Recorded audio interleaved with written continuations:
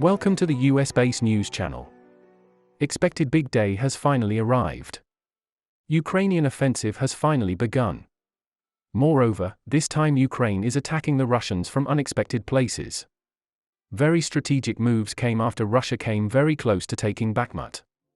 Normally, we were expecting Ukraine's all-out attack through Bakhmut. The soldiers would gather and carry out attacks through the perimeter of this city. However, Zelensky's new statements have drawn the Ukrainian offensive to much more critical points.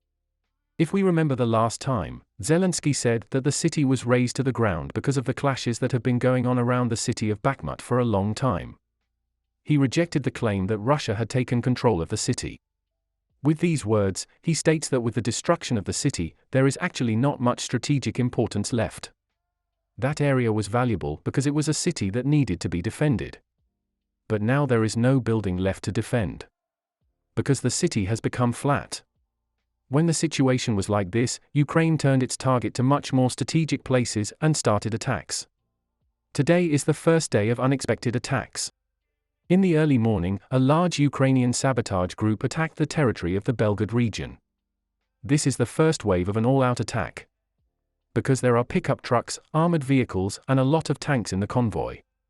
Initially, the Russian governor called this information unreliable, but after the situation deteriorated, he said that saboteurs had seized the territory of the region. While Russia is focused on Bakhmut, Ukraine's sudden attack from the northern side may change the side of the war.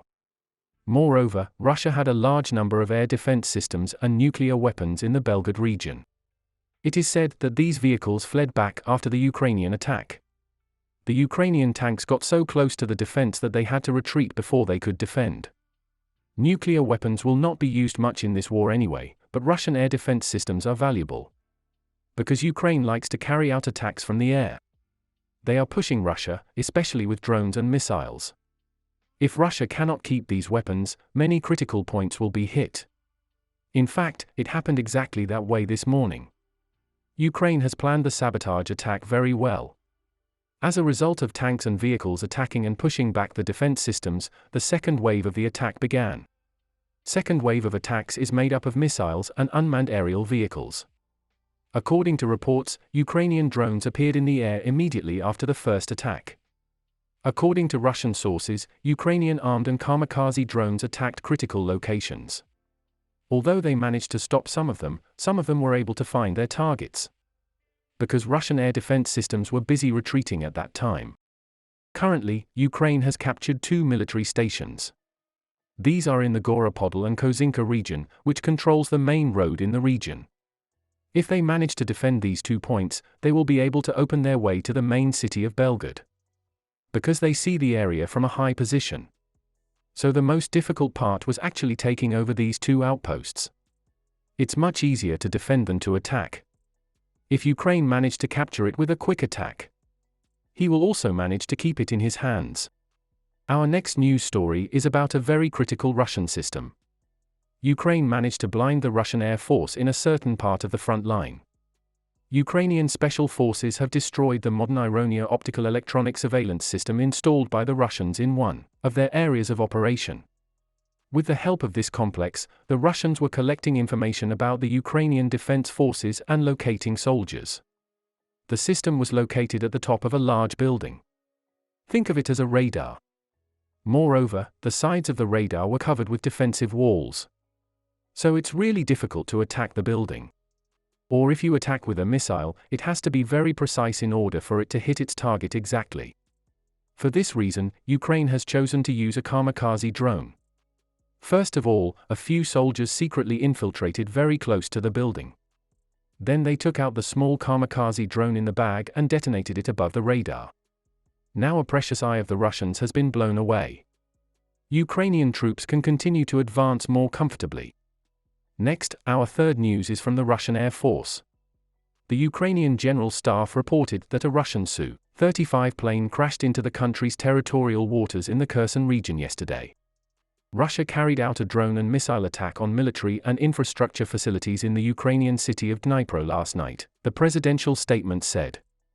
The attacks were carried out with various types of 16 missiles and 20 Shahed-136 drones, the statement said, noting that all 4 cruise missiles and UAVs were destroyed. At the end of the day yesterday, a Russian Su-35 plane crashed into Ukrainian territorial waters in the Kherson region, the statement also said. The cause of the plane's crash is being investigated, the statement was used. The Su-35 is a very powerful aircraft. It is unlikely that it will fall on its own. Probably a powerful Ukrainian defense system hit and fell. I say powerful because it is also unlikely that short-range air defense systems will shoot down the plane. It has to be long-range to shoot down the plane. Su-35 plane is not the only vehicle that crashed in the sequel. Ukrainian Foreign Ministry announced that 20 Iranian-made Shahid-type unmanned aerial vehicles were destroyed by air defense systems during the night. Russia prefers to use drones rather than airplanes in recent days.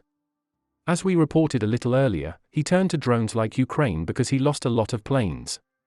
This leads to an increase in the number of drones falling every day. Next, we move on to the support packages. Help is still needed for Ukraine. Because they don't have a functioning factory left, they stay afloat thanks to these aids in the war. In the last case, Biden was promised Ukraine. After a bilateral meeting with Ukrainian leader Zelensky that lasted about an hour, Biden said, "Russia will not be able to break our determination to support Ukraine." He stressed that they will not hesitate in providing assistance to Kiev, they will not give up on it. Biden also announced $375 million in additional military October grants that include advanced missiles. Zelensky, who has been asking for a range of advanced weapons, including F-16 fighter jets, since February 2022, when the offensive began, has achieved this goal. The West, which had previously refused to send heavy weapons, citing the length of training and delivery times, and Russia's possible reaction, just like with tanks, was also convinced of fighter jets. Zelensky expressed his satisfaction, "Ukraine's power is increasing every day. It is now obvious that we have reached the capacity to provide the necessary response." He said that after this war is over, Russia will never be able to look at us with a side eye again. Of course, it's a bit of a problem that the F-16s fell into the hands of the Russians. Especially the latest generation F-16 aircraft are very valuable. That's why Biden said, "I received a firm assurance from Zelensky that he will not use airplanes against Russian territory. But wherever there are Russian troops inside Ukraine, they can use it against them," he said. These planes arriving now could be the beginning of a very big victory for Ukraine. Because the Ukrainian soldiers are attacking without air support. As you know, air support is very important in infantry attacks. Airplanes are extremely necessary both for the morale of the infantry and for shooting down targets en masse. Remember our first news today. Ukraine managed to take 2 important outposts in the Belgorod region only with rapid ground attacks. So if they had planes, they could have taken over a lot more outposts quickly. Finally, the Russian Foreign Ministry suggested that the G7 meetings had turned into a propaganda show. Hateful messages against Russia and China came out of the summit, the ministry said in a statement, accusing the G7 members of inciting senseless fears against Moscow and Beijing. At the close of the summit in Hiroshima, where criticism of Russia was recorded and sanctions decisions were made, in addition, British Prime Minister Rishi Sunak said October, the greatest challenge of our time, for China.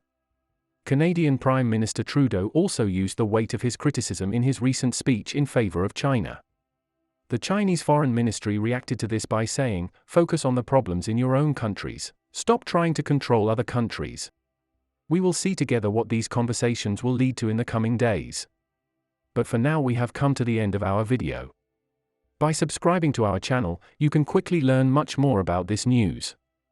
I wish everyone a war-free day. See you.